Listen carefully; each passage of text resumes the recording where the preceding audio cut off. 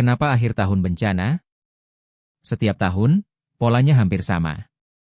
Begitu kalender menyentuh bulan November dan Desember, headline berita langsung dipenuhi kabar duka.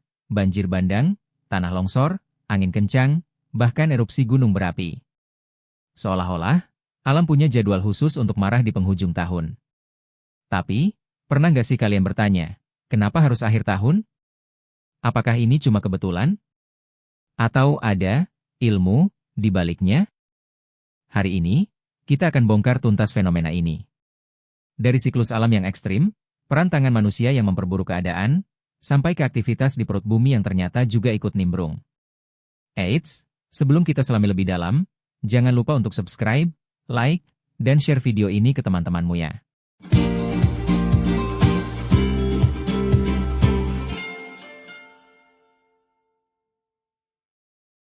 Ready?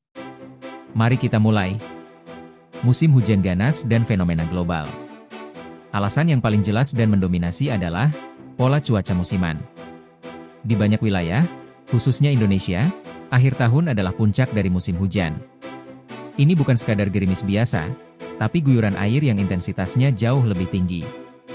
Dan kalau sudah ngomongin hujan di penghujung tahun, kita nggak bisa lepas dari dua aktor utama. 1. Intensitas hujan.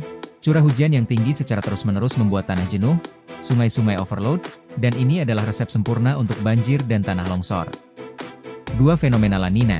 Seringkali, fenomena global La Nina aktif di periode ini. Buat yang belum tahu, La Nina ini adalah booster hujan. Dia membawa suhu permukaan laut di Pasifik menjadi lebih dingin, yang pada akhirnya memicu curah hujan jauh di atas rata-rata di wilayah Asia Tenggara. 3. Ditambah lagi dengan perubahan iklim global yang bikin semua pola jadi ekstrim. Hujan yang seharusnya turun pelan, sekarang turun dalam volume besar dan singkat. Sistem drainase manapun, bahkan yang terbaik sekalipun, pasti kewalahan. Getaran dari perut bumi, aktivitas geologi. Oke, cuaca sudah kita bahas. Tapi bagaimana dengan gempa bumi dan erupsi gunung berapi? Apakah ini juga ada jadwalnya? Beberapa ilmuwan punya hipotesis menarik.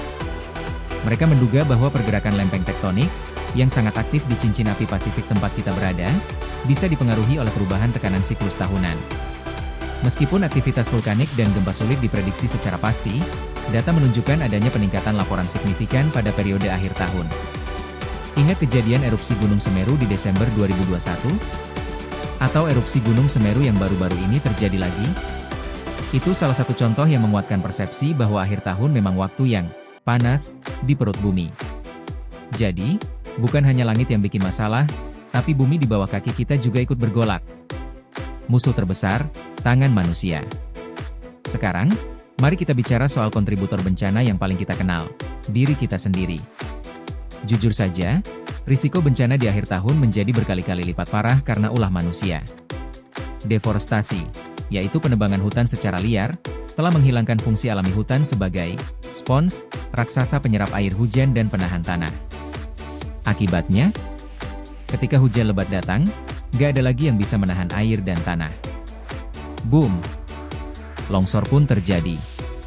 Di sisi lain, urbanisasi yang ugal-ugalan juga jadi masalah di perkotaan. Pembangunan tanpa tata ruang yang benar, saluran air yang penuh sampah, dan lahan resapan yang diubah jadi beton. Inilah kenapa kota-kota besar bisa langsung lumpuh oleh banjir di musim hujan. Kita menciptakan masalah, dan alam hanya meresponsnya. Filter media dan persepsi sosial. Terakhir, kita harus mengakui adanya faktor psikologis dan media. Coba renungkan. Bencana itu sebenarnya bisa terjadi kapan saja. Tapi, kenapa kita merasa bencana akhir tahun itu lebih nendang? Pertama, ini adalah musim liburan. Saat banyak orang bersiap merayakan Natal dan Tahun Baru, atau bepergian, sebuah bencana terasa jauh lebih mengganggu dan merusak momen. Kedua, perhatian media. Media cenderung memberikan porsi pemberitaan yang lebih dan dramatis pada bencana di periode ini, karena dampaknya yang dirasakan jutaan orang secara serentak. Gambar-gambar banjir di momen liburan akan selalu menarik perhatian, dan ini secara tidak sadar memperkuat framing di otak kita. Akhir tahun bencana. Mitigasi dan kesimpulan. Jadi, kesimpulannya, akhir tahun identik dengan bencana karena ada kombinasi mematikan antara 1. Faktor alamiah, puncak musim hujan dan potensi La Nina. 2 faktor geologi, dugaan peningkatan aktivitas lempeng dan gunung berapi. 3 faktor manusia, kerusakan lingkungan dan tata ruang yang buruk. Tapi, kita tidak boleh pasrah. Mitigasi dan kesiapsiagaan adalah kuncinya. Mulai dari menjaga lingkungan, membuang sampah pada tempatnya, hingga ikut serta dalam edukasi dan pelatihan bencana. Dengan kesadaran dan kerjasama, kita bisa mengubah ancaman ini menjadi tantangan yang bisa kita hadapi dengan lebih siap dan tangguh. Itu saja pembahasan kita kali ini. Semoga menambah wawasan kalian ya.